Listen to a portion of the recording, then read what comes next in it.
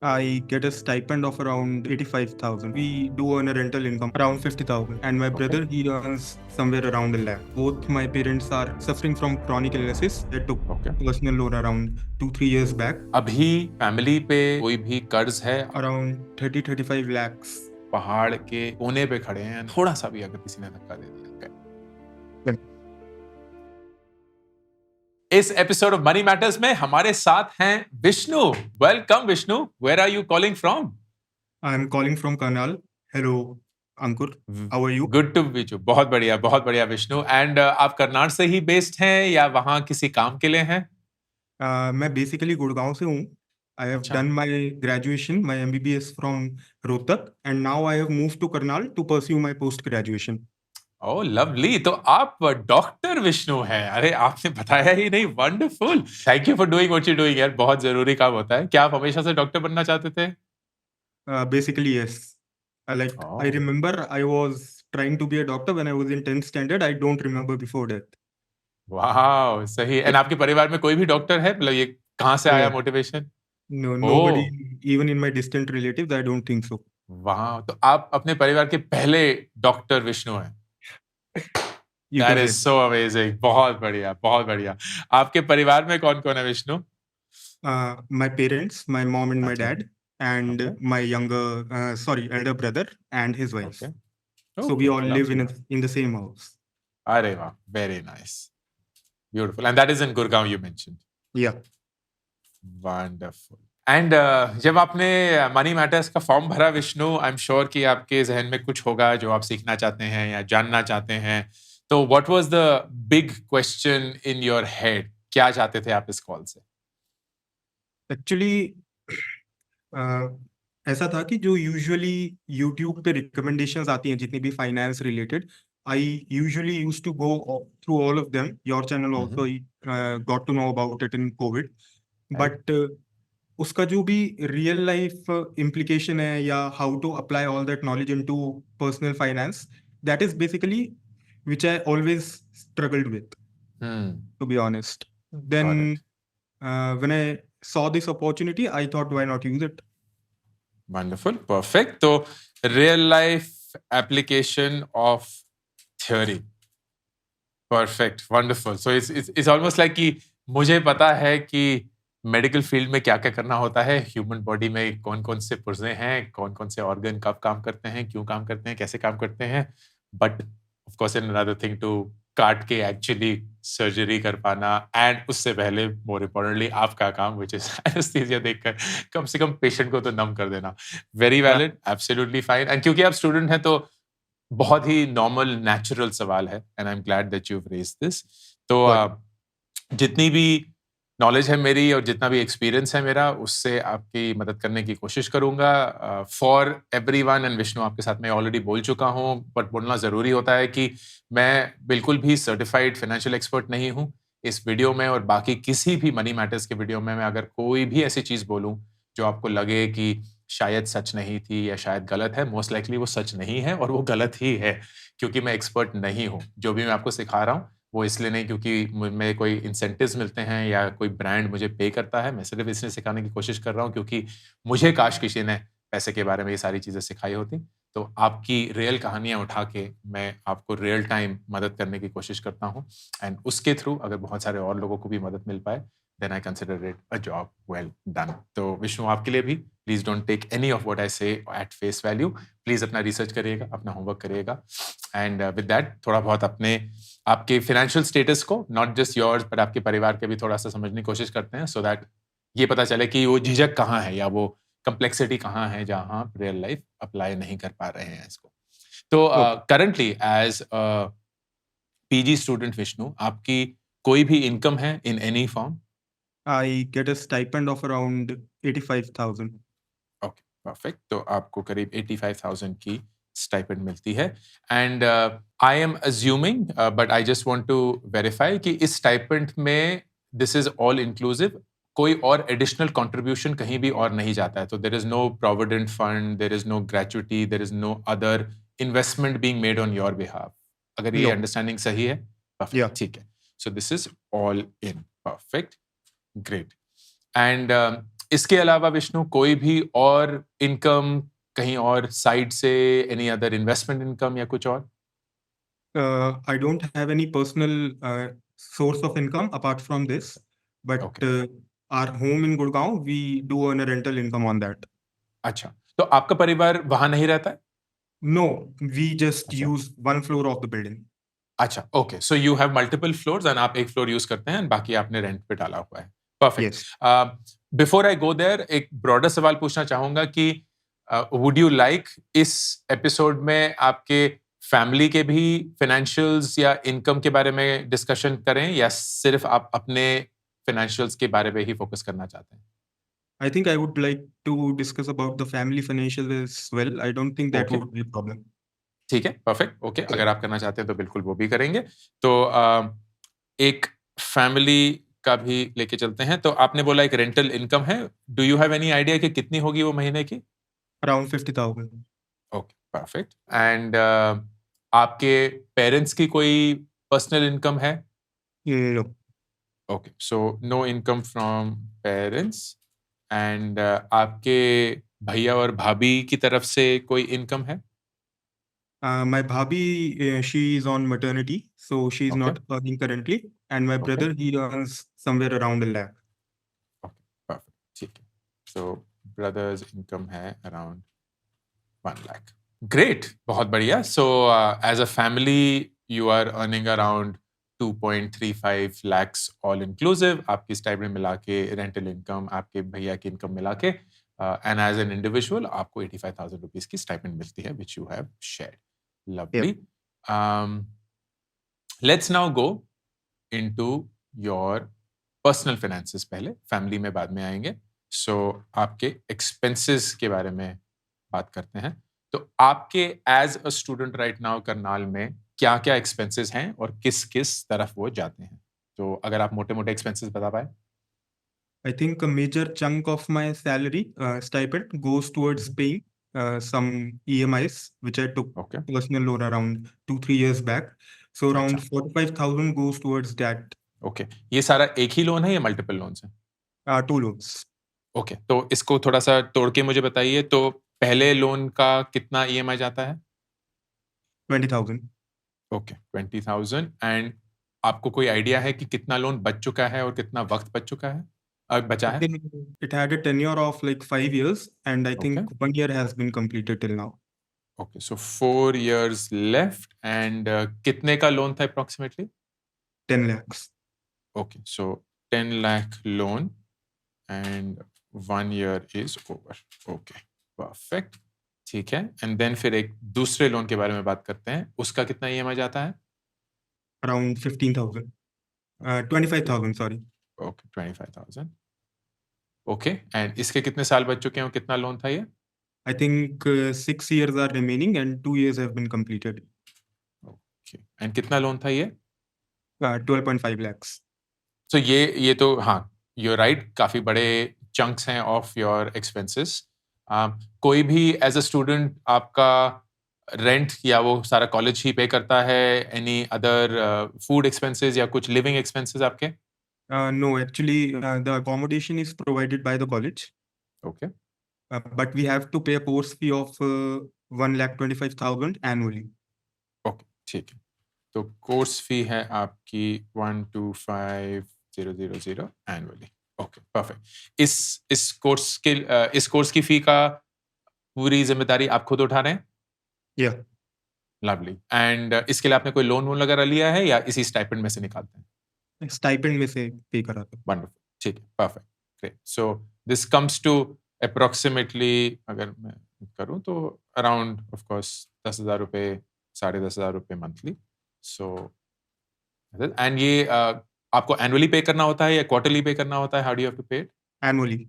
Annually pay करना, ठीक है, ऑलराइट, परफेक्ट, लवली। एंड फिर उसके बाद खाने का भी खर्चा कॉलेज उठाता है? No, खाने के लिए I do have like we do have a mess here. उसका ठीक bill है, it comes around 8,000 per month. Okay, तो 8,000 रुपए आपका महीना खाने पे चले जाता है, ठीक है। एनी सब्सक्रिप्शंस, आपके फ़ोन का खर्चा, नेटफ्लिक्स, यूट्यूब, कुछ भी, और उन सब का मोटा मोटा कितना महीने का? I think that uh, results in approximately 1,000 rupees per month. I don't have too many subscriptions. It's just phone recharge basically. ठीक है, परफेक्ट। तो आपका सब्सक्रिप्शन करीब 1,000 रुपीज। कोई और खर्चा बाहर दोस्तों के साथ जाने का, घर जाने का, कुछ और? I send around 20-25K to the family every month. Lovely, perfect, ठीक है। One question is, do you have to send this money और you want to send this money? आपको क्या भेजना ही पड़ता है क्योंकि जरूरत है, या आप अपनी इच्छा से भेजते हैं क्योंकि आपको अच्छा लगता I would say I have to send this money. है? ओके, ठीक है, टोटली अंडरस्टैंड दैट, परफेक्ट। कोई और खर्चा मोटा सा? As such, कोई regulated खर्चा नहीं है, but these expenses, because both my parents are suffering from chronic illnesses, so उनके treatment पे irregularly we have to make a lot of expenses. Okay, alright, तो this is an important piece of information. तो क्योंकि आपके दोनों parents chronic disease से सफ़र कर रहे हैं, सो देर आर एक्सपेंसेस जो ऑफ कोर्स डिक्लेयर्ड नहीं होते हैं, प्रिडिक्टेबल नहीं होते हैं, वो कभी भी आ सकते हैं, and I totally understand that. तो that will be something that you will have to take care of as well. क्या उनका किसी भी फॉर्म का हेल्थ इंश्योरेंस है? No. No health insurance. ये जो पर्सनल लोन आपने दो बताए हैं विष्णु, क्या ये आपके पेरेंट्स की हेल्थ की वजह से ही आपको लेने पड़े, या कोई और बड़ा एक्सपेंस था जो अनप्लान्ड था जिसके लिए आपको ये लेने पड़े? No, actually हुआ ऐसा था कि when I completed my graduation, at that time COVID arrived. अच्छा, So, and I had to prepare for my post-graduation entrance exam. So I was also not working. And due to COVID, the rental income was also not there. got it. Plus, my father had a nasty accident, so we had to look after for that. Plus, we had a lot of past business failures. My father Okay. lost quite a bit of money in that. So we had to repay some of that loan, and we had to get through our day-to-day expenses. So for that, we took these loans basically. Very very understandable, and बहुत relate कर सकता हूँ इस journey के साथ। तो I I I am glad you are at least in a position जहाँ आप ये ले पाए, आपको ये मिला भी, and you were able to navigate through that. अभी फैमिली पे किसी भी तरीके का कोई भी कर्ज है outside of these personal loans, Vishnu? I think around 30-35 lakhs are pending in my father's name. He had some business issues. ठीक है, परफेक्ट। तो ये लिम्बो में है, ऐसा नहीं है कि आपको ये चुकाना ही है अभी के अभी, लेकिन अल्टीमेटली कभी ना कभी तो चुकाना ही होगा। Is that understanding right? Yeah. Okay, ठीक है, परफेक्ट। जो घर है आपका, आई वुड एज्यूम कि वो कंप्लीटली ओन्ड है, एंड उस पे कोई लोन नहीं है। Yeah. अब अगर आप अपना role as Vishnu the son who is also student right now, तो आप अपनी खुद की जिंदगी बना रहे हैं, आपके परिवार का नेचुरली एंड एविडेंटली बहुत मुश्किल एक फेज रहा है, अभी भी चल रहा है, आई वुड से। तो वो एक इमोशनल प्रेशर हमेशा अपने ऊपर रहता है। What is your biggest struggle in all of that? Like अगर मैं आपको बोलूं कि आपके पास एक जादुई छड़ी हो जो आपकी प्रॉब्लम सॉल्व नहीं करेगी, लेकिन आपको इस प्रॉब्लम से जूझने की ताकत दे देगी और नॉलेज दे पाएगी, तो आप किस एरिया में चाहेंगे सबसे ज्यादा आपको हेल्प मिले? I think the biggest issue with me currently is the loans basically. I don't want to pay EMIs. I want to do things with the money that I earn. Basically, that is the thing. Yeah. Understand, understand. तो अगर मैं आपके total expenses को add up करूं, you are essentially it is coming to 85,000। तो आपकी दोनों loan कि ईएमआई चुकाने के बाद आपके साल के कोर्स फीस का जो भी बजटेड अमाउंट आपको देना ही पड़ेगा, चाहे साल में एक ही बार देना पड़े, लेकिन उसको बजट तो करना पड़ेगा जो 10,500 है। उसके बाद आपके खाने के खर्चे के बाद, आपके सब्सक्रिप्शंस के बाद और आप जो घर भेजते हैं उस पैसे के बाद आपके पास कोई पैसा बचता नहीं है। Which now is very clearly the issue, and I can totally understand कि आपका वो जो mix of frustration and helplessness जो है वो कहाँ से आ रही होगी। अगर मैं आपसे पूछूं आपके बैंक में अभी कितने पैसे होंगे विष्णु, तो अप्रोक्सीमेटली कितने होंगे आपके बैंक में? Around 1,500, I would say. Totally understand. कुछ फंडामेंटल सवाल पूछूंगा एंड देन फिर इसको सॉल्व करने की कोशिश करेंगे। बहुत कॉम्प्लेक्स प्रॉब्लम है एंड अब मैं समझ सकता हूँ कि आपको कितना प्रेशर महसूस हो रहा होगा। सबसे पहले as the two earning members of the family, आप और आपके भैया, क्या आप दोनों के पास लाइफ इंश्योरेंस है? No. ओके। क्या भैया इस पोजीशन में हैं? वो आपसे कितने बड़े होंगे? He's 2 years older to me. Okay, and how old are you right now? I'm 30. Okay, so you are 30, your brother is 32, which means both of you ideally should be with life insurance. क्या आपको ऐसा लगता है with his income and the expenses जो परिवार के हैं, he can be in a position to buy a life insurance policy? So it's around 50 to 60% of his salary in EMIs only. Okay. So So I don't think there is some like substantial amount left to even him to do purchase an insurance or something like that. got it. And जो उनकी EMIs हैं वो भी सारे personal loans ही हैं? Actually, he had to repay some of my father's loans. Okay. So basically, उसी के लिए उन्होंने yeah. got it, got it. ये जो लोन्स आप लोगों ने लिए हैं, ये आपने बैंक्स से लिए हैं या इंडिविजुअल मनी लेंडर से लिए हैं? I think Where have you 50% from banks and 50% from individual like relatives and knowns. Okay.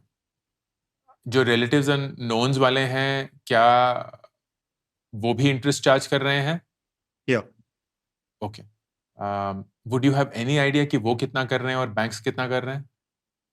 I think my personal loans are the smaller one is on 15.5 annual okay, and the bigger one is on 14.5.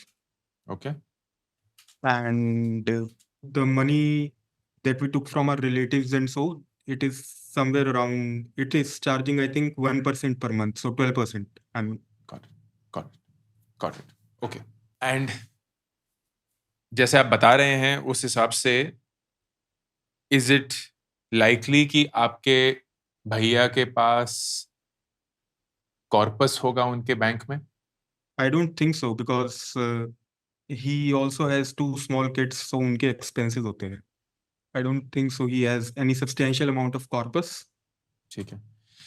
Okay, so the situation is the following. इसको थोड़ा सा summarise करेंगे। I am sure आप इस situation की gravity को समझ सकते हैं, लेकिन फिर भी एक बार थोड़ा सा पर्सपेक्टिव लाने के लिए, पूरे परिवार में आप दोनों ही हैं जो कमा रहे हैं। आपकी भी एक टेक्निकली जॉब नहीं है, एक स्टाइपेंड है, बट थैंकफुली वो एक प्रेडिक्टेबल स्टाइपेंड है because you are a student and you will continue to be for some time now. आपका ये कोर्स कब खत्म होगा Vishnu? I think December next year. Okay, and जब ये कोर्स खत्म होगा then does it follow with some years of residency या प्रैक्टिस कि आप टेक्निकली जॉब फील्ड में जा सकते हैं?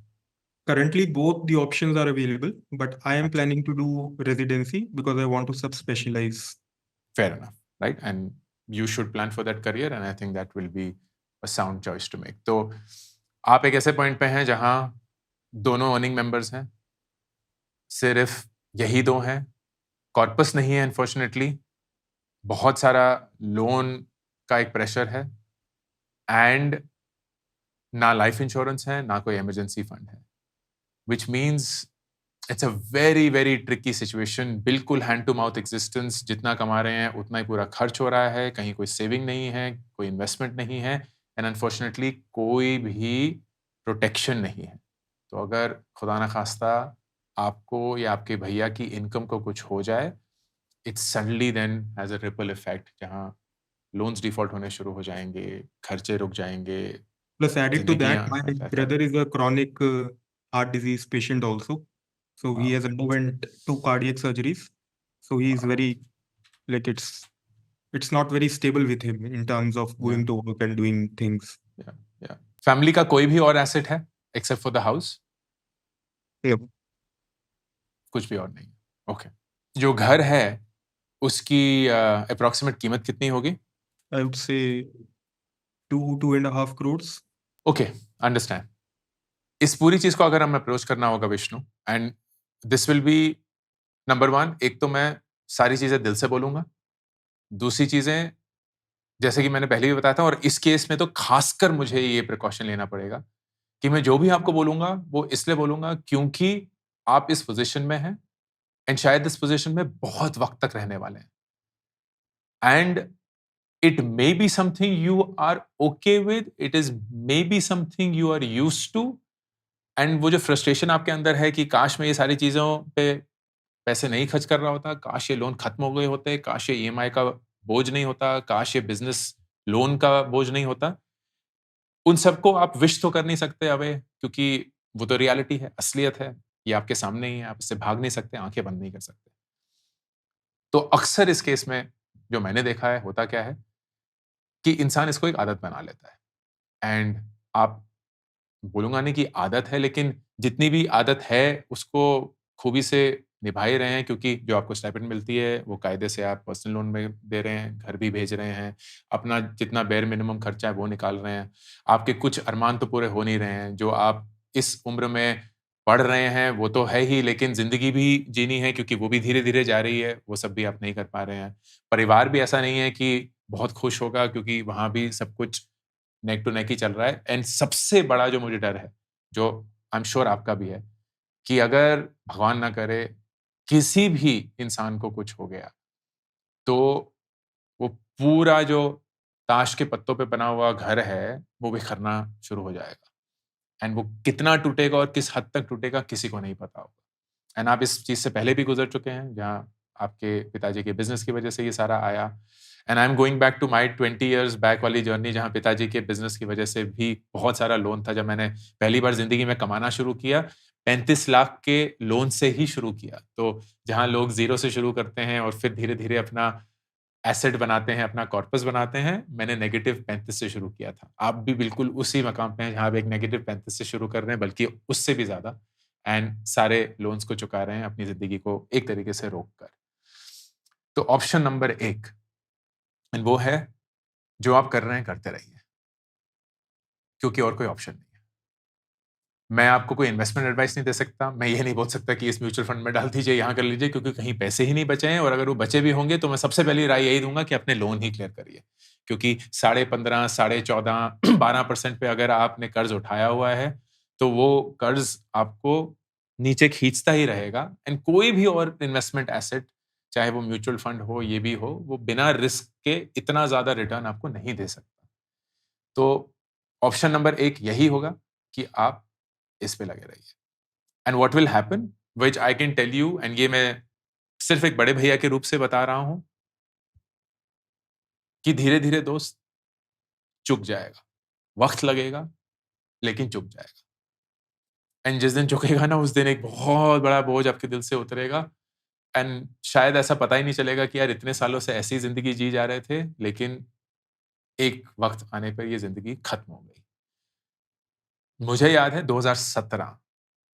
2017 में जाके हमारा पूरा का पूरा कर्ज़ खत्म हुआ था, जो कि सिर्फ 6-7 साल पहले की बात है।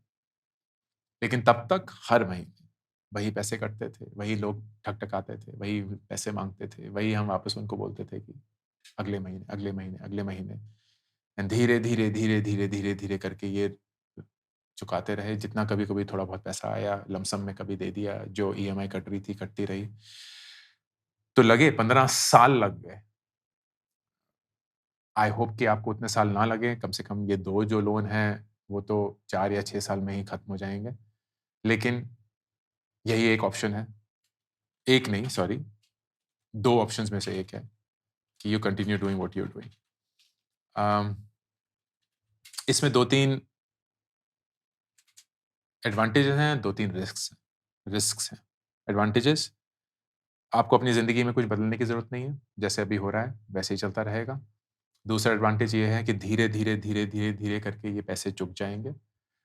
एक इसमें राय दे सकता हूँ, मुश्किल है लेकिन कोशिश करिए अगर हो सकती है, कि जहाँ से भी आपने बैंक से लोन उठाए हैं, जहाँ आपको 14.5 साढ़े 15% पे ये आरओआई मिला है, अगर आप अपने रिश्तेदारों के पास वापस जाके उनको ये बोलें कि हमने आपसे करीब 12% पे लोन उठाया था, हमने उस लोन को बिल्कुल अच्छे से चुकाया है, 6 महीने हो चुके हैं, 12 महीने हो चुके हैं, जितना भी वक़्त हो चुका है, तो आप जानते हैं कि हम चुका सकते हैं, चुकाना चाहते हैं और हमारे चुकाने का पूरा इंटेंशन है। तो क्या आप इस लोन को रीफ़ाइनेंस कर सकते हैं? तो जो आपका वो 10 लाख रुपए वाला पहला पर्सनल लोन है, 12.5 वाला दूसरा पर्सनल लोन है, क्या वो रिश्तेदार रीफ़ाइनेंस करके बैंक को पे कर दें एंड फिर उसके चलते उनको वही 12% ब्याज पे ये लोन फिर से शुरू मिले। इससे बस यही होगा कि आपका थोड़ा ईएमआई कम हो जाएगा या जितना वक़्त आप दे रहे हैं, वो थोड़ा कम हो जाएगा and that will still help you get to a point जहाँ ये लोन्स चुक जाएँगे। But this is option 1। Option 2 which शायद आपने इसके बारे में सोचा है, नहीं सोचा है तो I will tell you this. आपके पास एक ही एसेट है, जो है आपका घर, 2 ढाई करोड़ का है एंड इंसान जब एसेट बटोरता है, तो उससे अनफॉर्चुनेटली वो इमोशनली अटैच भी हो जाता है। लेकिन इस एसेट का पूरा फ़र्ज़ ही है आपको उस वक़्त पे सहारा देना जब आपको उस एसेट की ज़रूरत है। अब एक सहारा ये एसेट आपको ऑलरेडी दे रहा है, व्हिच इज़ जो 50,000 रुपए आपको महीने के रेंटल इनकम मिलती है। अनफॉर्चुनेटली वो सहारा काफ़ी नहीं है। हाँ, अगर आप ऑप्शन 1 पे चलते हैं तो वो सहारा बहुत बड़ा सहारा है, क्योंकि उस 50,000 से आपकी रोज़ी-रोटी चलती है, ज़िंदगी चलती है, आपका पूरा परिवार चलता है। लेकिन उससे जो कर्ज़ है वो नहीं घट रहा, जो अभी पे नहीं हो रहा है 30-35 लाख का जो आपने बताया। दूसरा, आपके परिवार को कोई और प्रोटेक्शन नहीं मिल रही है। तो मैं फिर से दोहराऊँगा, सबसे बड़ा डर जो मेरा ये है, वो यही है क्योंकि आपके भाई भी एक हार्ट पेशेंट हैं, आपके माता-पिता ऑलरेडी क्रॉनिक पेशेंट्स हैं, आपकी भाभी मैटरनिटी में हैं, तो ज़िम्मेदारियाँ बढ़ने ही वाली हैं, घटेंगी नहीं। एंड अगर ज़िम्मेदारियाँ बढ़ने वाली हैं, लेकिन इनकम एक क्वेश्चन मार्क पे है, आपके भाई की इनकम है, आपकी तो उतनी ही रहेगी क्योंकि आप एक स्टूडेंट हैं और बने रहना चाहते हैं फॉर सम टाइम। तो ये जो 50,000 रुपए की सपोर्ट आपको मिल रहा है फ्रॉम दिस एसेट, वो अनफॉर्चुनेटली काफ़ी नहीं है। So if you can, and this will be my consideration with all the respect that I have for how hard you have worked to get this, इस घर को बेचने का सोचिए। एंड अगर आप इस घर को बेचते हैं, तो बहुत सारी चीज़ें इससे होंगी। नंबर 1, जो ये 2 ढाई करोड़ है, इससे आप एक छोटा घर ले पाएँगे। आप ऑलरेडी एक फ्लोर पे ही रहते हैं, व्हिच मीन्स आपको पता है कि जितनी चादर है उतने ही आपने पैर फैलाए हुए हैं, आप अय्याशी की ज़िंदगी तो जी नहीं रहे हैं। तो जहाँ आप हैं गुड़गाँव में या कहीं भी और मेबी 50-60 1 करोड़ का एक घर मिल सकता है जो सिर्फ़ आपके परिवार के लिए ही होगा, कोई और रेंटल इनकम उससे नहीं आएगा। बाकी का जो पैसा बचेगा, उससे आप लोन्स सारे चुका पाएँगे। जितना मेरी कैलकुलेशन है कि करीब 50, 60, 70 लाख रुपए का लोन है, डिपेंडिंग ऑन जो आपने 2 पर्सनल लोन लिए हुए हैं, 30-35 लाख जो आपने बताया था ऑलरेडी बचे हुए हैं, भैया ने भी जो लोन लिए थे वो। एंड मोस्ट इम्पोर्टेंटली फिर जो भी बाकी 20-30 लाख रुपए बचेंगे after buying that house and paying off that loan, उससे आप अपने परिवार को सुरक्षित रख सकते हैं। वो कॉर्पस जो है, वो उस बुरे वक़्त में आपका सहारा बनेगा जब भगवान ना करे आपके परिवार में से किसी को भी उस पैसे की ज़रूरत हो, इन किसी भी चीज़ के लिए हो। And that will then ensure कि आप फाइनेंशियली फॉर द फ्यूचर अपने परिवार को सपोर्ट कर पाएँगे। व्हेन आई से आप, I mean all of you together through this asset, not just you, Vishnu, alone. Yep. You will then be free as an individual. तो आपका जो पैसे के साथ एक बहुत बहुत मुश्किल रिश्ता है वो इम्प्रूव होना शुरू होगा, क्योंकि अभी शायद आपका पैसा नफरत का रिश्ता बन चुका है, शायद किसी और का है, गुस्से का बन चुका है, जहां आपको पता है कि आपकी परिवार में जो भी प्रॉब्लम्स हैं उसकी फसाद की जड़ काफी हद तक पैसा ही है, और अगर ये पैसा आ जाता कहीं से तो बहुत सारी अलग चीजें होती और दुनिया अलग बनती. तो you will also start improving your relationship with money. You will free yourself as a student. डॉक्टरी का पेशा बहुत लंबा पेशा होता है. बहुत फैमिली मेंबर्स हैं मेरे डॉक्टर, तो मैं जानता हूँ कि 35 साल तक, 40 साल तक सिर्फ पढ़ाई चलती रहती है, उसके बाद जाके फिर एक जिंदगी शुरू होती है डॉक्टर की. तो why would you not want to sign up for that and be as determined जैसे आप ऑलरेडी हैं. आपके भैया के, आपके माँ बाप के जो भी हेल्थ के खर्चे होंगे वो पूरे हो पाएंगे, एंड मोस्ट इम्पॉर्टेंटली एक श्योरिटी एंड सिक्योरिटी होगी कि कभी पैसे की वजह से तो कम से कम हमारा जो भी अरमान है या जो भी ज़रूरतें हैं वो ना पूरी हो पाए, वो कम से कम नहीं होगा, वो सारी चीज़ें हो पाएंगी. So option 2 will be to sell the house, buy a smaller house for the family, pay off the loans and build a corpus जिसको कहीं और इन्वेस्ट नहीं करेंगे, फिक्स डिपॉजिट में डालेंगे. कुछ और नहीं करना है, सिर्फ उसको इन्फ्लेशन बीट करना है, तो वो मोटा मोटा बीट हो भी जाएगा, लेकिन एक बिल्ड करेंगे कॉर्पस फॉर इमरजेंसी. एंड वो कॉर्पस अक्सर मैं बोलता हूँ 6 महीने का, 12 महीने का होना चाहिए, लेकिन आपकी फैमिली के लिए तो वो कॉर्पस 3 और 5 साल का होना चाहिए, क्योंकि आपके परिवार की सिचुएशन ऐसी है health wise where any bit of that money is needed. And unfortunately आपके भाई को, शायद आपके भाई के पास हेल्थ इंश्योरेंस है. No, I think हाँ, his company provides some sort of insurance. I'm not very sure about it. Right. तो जिस दिन उन्होंने कंपनी छोड़ दी वो हेल्थ इंश्योरेंस भी चला जाएगा, फिर एक दूसरी कंपनी के हेल्थ इंश्योरेंस पे ही निर्भर होना पड़ेगा, क्योंकि खुद को उनको as a heart patient insurance मिलना बहुत मुश्किल है. माँ पापा का ऑलरेडी इंश्योरेंस नहीं है एंड बहुत मुश्किल होगा कि उनको मिल पाएगा इस उम्र में एंड विद देयर कंडीशन. तो हेल्थ का ही सबसे बड़ा खर्चा होने वाला है, और वो तो जिस दिन अगर आ गया तो कितना ही होगा पता भी नहीं है. And you experience that in the past, so you would do that. अब ये मेरे लिए तो बोलना बहुत आसान है और मैं बहुत बोल भी चुका हूँ, तो मैं थोड़ा सा रोक के आपसे पूछूंगा कि क्या इस ऑप्शन को फैमिली में कभी एक्सप्लोर किया गया है, और अगर किया गया है तो what were the reactions and what were the discussions. Actually, the situation started like we started to realize that the situation is not as good as we think it is. So by the beginning of 2024, we are trying to sell this house, but there is a lot of paperwork involved, and I think this will take around 6 or 7 months more. बहुत बहुत छोटा दाम है to pay for what you will get if you are able to do it. The तो biggest hurdle in the way is my father's emotional attachment with the house. बिल्कुल बिल्कुल, I can completely understand यार. बिल्कुल, मतलब उन्होंने अपनी पूरी जिंदगी बिताकर इस घर को बनाया होगा, and Yeah. I can absolutely relate to that. तो आप दोनों का उनके बेटे के रूप में यही फर्ज बनता है कि आप सबसे पहले तो उसको हमेशा एक्सेप्ट करें, मतलब कभी भी इस पॉइंट पे ना आए. एंड ये कॉन्वर्सेशन बिल्कुल भी मनी मैटर्स के बारे में अब रहा ही नहीं.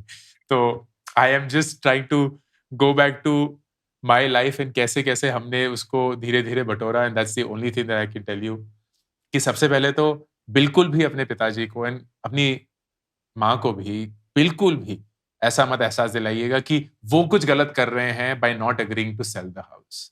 एंड द ट्रूथ इज उनके लिए वो बहुत मुश्किल चीज़ है. यही एक चीज़ शायद उन्होंने बहुत मेहनत से बनाई, एंड आप दोनों के अलावा शायद यही एक जमा पूंजी है जिसके बारे में वो गर्व महसूस करते होंगे after all the things that have happened. तो you have to constantly accept the fact कि माँ पापा, मैं समझता हूँ, मैं जानता हूँ, और मैं पूरा पूरा अग्री करता हूँ कि आपके लिए बहुत मुश्किल डिसीजन है, लेकिन जैसे आप देख रहे हैं हमारी स्थिति है, एंड जैसे आपको आगे की स्थिति में एक्सप्लेन करने की कोशिश करूँगा, हमारे पास ऑप्शन है नहीं, क्योंकि जो दूसरा ऑप्शन है वो बहुत बहुत डरावना ऑप्शन है, एंड आपको फिर उसी से उनको कन्विंस करना होगा. एंड एक चीज़ अच्छी है कि आपके पिताजी ये देख चुके हैं कि जब बुरा वक्त आता है तो वो अपने साथ क्या लेके आता है, क्योंकि उनके साथ वो बीत चुका है, उन्हें पता है कि कितना मुश्किल होता है वो वक्त। तो उसी वक्त का एहसास दिलाते हुए उनको धीरे से कन्विंस करने की कोशिश करिएगा कि अगर ये फिर से आ गया तो शायद हम में से किसी में भी वो क्षमता नहीं होगी उसको होल्ड कर पाने की, क्योंकि अभी हम बिल्कुल एज पर है, मतलब लिटरली पहाड़ के कोने पे खड़े हैं। थोड़ा सा भी अगर किसी ने धक्का दे दिया। But How do you personally feel about this option, Vishnu? I think it's the most practical thing to do. Otherwise, we are doing what we are doing. बिल्कुल, it is what it is, and I do not wish this on anyone. It's commendable कि आप इन सारी चीजों को as a brave individual ले पा रहे हैं। ऑप्शन भी नहीं है, लेकिन आई एम श्योर आपको रिस्पॉन्सिबिलिटी फील भी होती है। And I can imagine how every day would be a struggle, क्योंकि आप पढ़ना भी चाहते हैं, करना भी चाहते हैं, लेकिन at the back of your mind ये हमेशा चलता रहता है। Plus as I Basically, said, ऐसा मतलब I would like to add this कि as such day to day life में कोई इतना क्राइसिस नहीं होता, बिकॉज जो भी मिनिमम रिक्वायरमेंट्स है, you have to get up, you have to go to your work, you have to eat your food and do it stuff, वो सारा काम हो रहा है। But at the end of the day you feel like people at your age or in the similar position as you are in your career, they are doing much more things with the same amount of money that they have, and you are stuck in this position with basically no fault of yours. So that basically hurts a lot. Plus it lets you not pursue a lot of things which you might do if you have the freedom or you have that cushion of a certain amount of liquid. But that is basically more frustrating than anything else. बिल्कुल बिल्कुल, totally understand यार, बिल्कुल बिल्कुल। मेरा बस एक suggestion रहेगा इसमें कि सबसे बड़ा चैलेंज इस ऑप्शन को एग्जीक्यूट करने का आपके पिताजी की इमोशनल अटैचमेंट है। एंड इट इज पॉसिबल, ये मैं सिर्फ अगेन एक बड़े भैया के रूप में बता रहा हूँ, इट इज पॉसिबल कि आपका जो करंट फ्रस्ट्रेशन है कि यार मैं अपनी जिंदगी में वो सब नहीं कर पा रहा हूं जो मैं करना चाहता हूं, डिस्पाइट द फैक्ट कि मैं कर सकता हूं। ऐसा नहीं है कि ये 85,000 जो मुझे मिलते हैं ये कम है। मैं आराम से अपनी जिंदगी जी सकता हूं, बहुत अच्छे से इन्वेस्ट कर सकता हूं, बहुत अच्छे से खुश हो सकता हूं, इस पैसे को यूज कर सकता हूं उन चीजों के लिए जो मैं चाहता हूं अपनी जिंदगी के लिए। लेकिन मैं वो सब नहीं कर पा रहा हूं क्योंकि हमारे ऊपर ये कर्ज है, क्योंकि हम इस चीज में फंसे हुए हैं। एंड उससे निकलने के लिए ये घर भेजना बहुत जरूरी है। Yeah. जब अगर आपने हाँ Yeah, I would like to share something with you. हाँ जी Every month when my salary gets credited, so I start an SIP of say 1,000 or 2,000 rupees, and then at the end of every month I have to break that SIP to get my expenses going. So that actually makes me feel like whatever we are doing, it's obviously not enough, and we have to actually start planning something else or do something else. Otherwise, the situation is not going to improve anywhere in the near future. It is not. It is only going to get harder and harder, harder and harder. Absolutely. क्योंकि unfortunately health and bad health compounds, bad loans compound, and you are unfortunately in the middle of both of them. So you're surrounded by bad health and you're surrounded by bad loans, and ये बस compound ही करेंगे। ये कम तो होंगे लेकिन ये कम होते होते जान ले लेंगे। And I'm happy that you are at least aligned. ऐसा हो सकता है कि आपके भैया भी इसमें aligned हैं, and then the only thing is to convince your father and your mother कि this will be the right I think decision. he's convinced. He's just sad. Which is, and let him be. Let him be. Like he should be sad. Why shouldn't he be sad? Let him be sad. And आपको बस उनको ये बोलना होगा कि we should be happy कि हमारे पास कम से कम ये घर था। अगर ये नहीं होता तो आप सोचिए फिर क्या होता। तो आप ही की मेहनत की वजह से एंड आप ही की जिंदगी की वजह से ये घर हमारा बना, एंड इसने बुरे वक्त में आप ही की मदद करी। And I think that is the best thing that you should be happy about. And वो चलते आई एम श्योर 6-7 महीने में जब ये घर बिक जाएगा, things will be far far far better for you than they are right now. Let's hope so. I am very sure of this. I'm very sure of this. I have a good feeling after speaking to you. I know, मतलब वो दिख रहा है आपके अंदर ना, वो एक a combination of sthirtha and the ambition of just clearing this and getting it done. Like you don't want to be in this shit anymore. And at the same time, you have faced it and wonderfully so. So both my congratulations and my respect. And I'm very sure कि ये सब बहुत जल्द clear हो जाएगा. And I'll be very happy अगर हम 1 साल बाद फिर से बात करें and you'll tell us the progress of how it happened.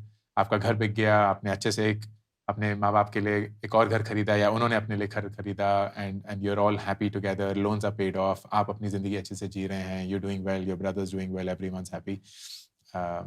That will be wonderful and I'm sure it will happen. I would love to do that.